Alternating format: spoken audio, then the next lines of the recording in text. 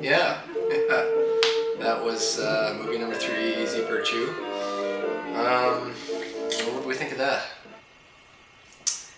It gets a little better when you know what's going on. We probably like this a little better just because of that. Definitely saw some serious overacting in it, which was definitely prevalent in a lot of silent films. Particularly at the beginning when the showdown between the drunken brute husband and the painter. Remember back then, where Larita is witnessing. You know, she's got the whatever it is, and the painter, once he realizes he's shot and possibly killed this guy, he's looking like that in the camera. And yeah, this is what happens when you make Alfred Hitchcock do a movie based on a play. You basically get a young movie maker, and I read this in a quote. Basically, here's what I can do. You know, here's how I'm going to show the passing of time with the clock. I'm going to show the judge's hair coming up. I'm going to show the scene from a horse's mouth. I wouldn't say this movie was Hitchcockian, though, even as a result of these little touches. Would you? Not really. Although Diane really liked the montage. Well, it's not really a montage. The scene with the operator, the hotel operator, probably, where she finds out that Larita says yes to John's proposal. Kind of looked a little like Mr. Potato Head with all of her.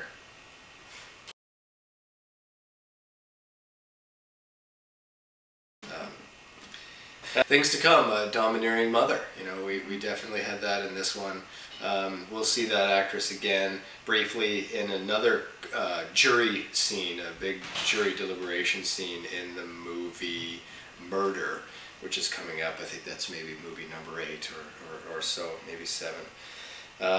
Definitely a Rebecca thing going on for those of you who've seen Rebecca, where the new bride comes to an old established house and is instantly disapproved of. You know, it's hard to say, you know, what's Hitchcockian about this, because again, it was just thrust in his lap, make this movie. But there's kind of this wrong man theme, a wronged woman. I mean, certainly not falsely accused, but what exactly did she do so wrong in this movie? And it's just unfair. And so bit of a flashback story that the movie was told in flashback, and that's really important in a Hitchcock movie to come. I'm not going to mention which one, but the flashbacks in this movie we're assuming were real flashbacks, like what you're seeing in flashback actually happened. Imagine if they weren't. Imagine if they were false flashbacks. That's something to look forward to in maybe 5 or 6 movies. We did want to say, though, that we had a comment from kind of a celebrity, a comment that was made on The Lodger. We do want to say that the comments have been just fantastic from The Ring.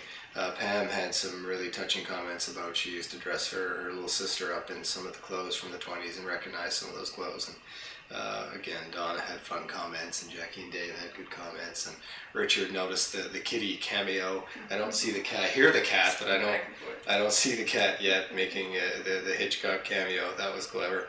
But the comment we got about 10 minutes before we started watching the movie tonight was actually from the author from this book. This is one of probably 4 books. We have 4 or 5 or 6 books on Hitchcock, but we reference these books every now and then. They're all excellent. This one is really cool. I've put a link to the Amazon website on where to get this book. This is a book called A Year of Hitchcock, and what these authors have done is do 52 different movies. They've thrown in some, one of the movies we're not going to do, Champagne, and some Alfred Hitchcock Presents, and some other things to stretch it out truly to 52 weeks. This is a very good book to follow along as the movies go. What I love about this book is at the end, it actually talks about all the themes we're going to eventually get to. that are in almost every Hitchcock movie, not these early ones. So we'll reference this a lot more. And I'm going to put a link. We kind of knew we'd get around to it eventually when these movies start getting Hitchcockian, that we're going to put a link to the 4 books that we reference to a lot. Speaking of those books, one of those books is we'll call it the Truffaut book. This French director, Truffaut, interviewed Hitchcock 5 or 6 times and got him talking about all these movies. He mentions in an interview he did with Hitchcock, and it's in this book, it's an excellent book too, that the ending of this movie, the title card that reads, what is it? Shoot, there's nothing left to kill. Which I liked it. I mean, I liked the ending. I thought that was about right. It's poignant too, with certainly with the paparazzi and how they can affect people in our day and age. Princess Diana. I liked it. He hated it. He's embarrassed. He was embarrassed of that. He said, I think the quote was, that was the worst title he had written in all of his movies, and he thought it was awful. I respectfully disagree.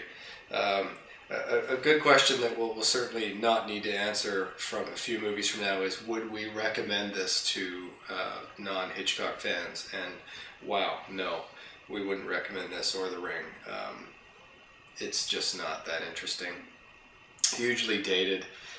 Who would have known the divorce was such a scandal and required such work? Another movie from 1928 to watch is because we had talked about that last week, from 1927.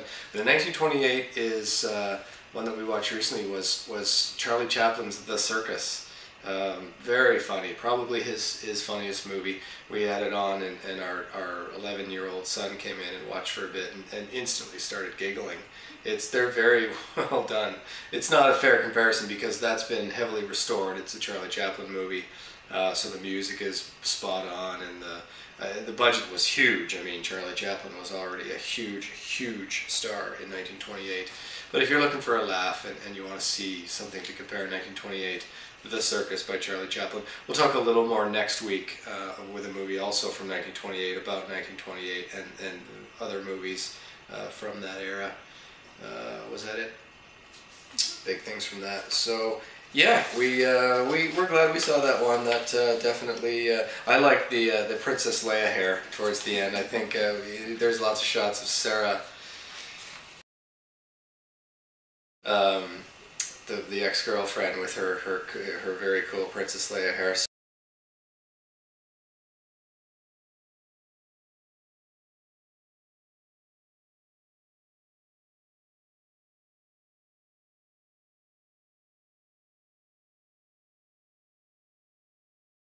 So, also want to say, getting back to 1928, well, that was the year that Patricia Hitchcock was born, too. Alfred and Alma Reville, Alfred Hitchcock and Alma Reville. And wow, we're going to get to see Patricia grow up, because we see her in Stage Fright. We're going to see her a lot in Strangers from a Train. It's amazing, you know, how can she be grown up? But these movies take. Is she in Psycho? Yeah, she is in Psycho, very briefly, and Stage Fright.